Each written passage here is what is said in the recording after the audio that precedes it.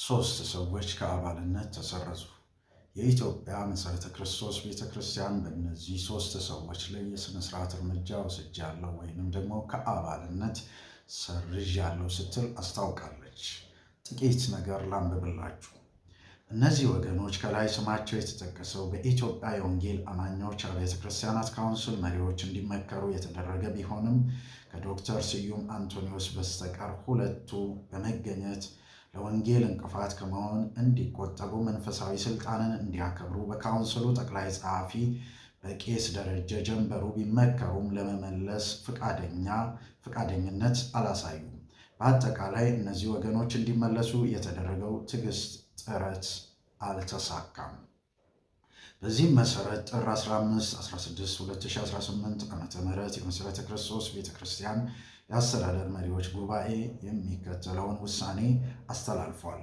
እነዚህ ሶስት ወንድሞች ማለትም አንደኛ ዶክተር ስዩም አንቶኒዎስ፣ ሁለተኛ ወንድም ሰለሞን ገብረ ማርያም፣ ሶስተኛ አሰፋ ደሜ በመሠረተ ክርስቶስ ቤተክርስቲያን መተዳደሪያ ደንብ የተደነገገውንና በክልል አስተዳደር መሪዎች ጉባኤ የተሰጣቸውን በቂ የምክር ተግሳጽ ወደ ጎን ትተው በእንቢተኝነት በአመፅ ቤተክርስቲያንን በመወከል በሚዲያ መግለጫ በመስጠታቸው የመሠረተ ክርስቶስ ቤተክርስቲያን መተዳደሪያ ደንብና በውስጥ ደንቡ የተደነገጉትን ደንብ በመተላለፍ በተደጋጋሚ ለቤተክርስቲያኗ ስርዓት መታዘዝ አለመፈለጋቸውን በግልጽና በአደባባይ ከመግለጻቸውን በተጨማሪ በዚህ ድርጊታቸው በወገኖች መካከል አመፅ፣ ለመለያየት እና ለአንድነት ጠንቅ የሆኑ ጉዳዮችን በሚዲያ በማስተላለፋቸው በአጠቃላይ እነዚህ ወገኖች በመተዳደሪያ ደንብ ሆነ በውስጥ ደንብ ለማንኛውም አባል ከተቀመጠ መብት ተላልፈው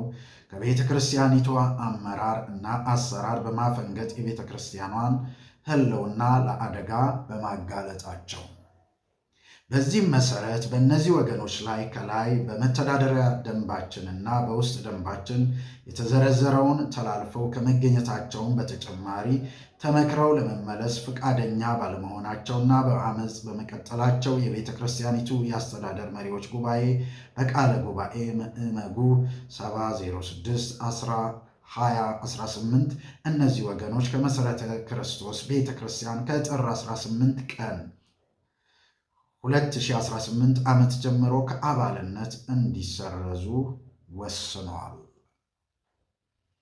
ተባረኩ።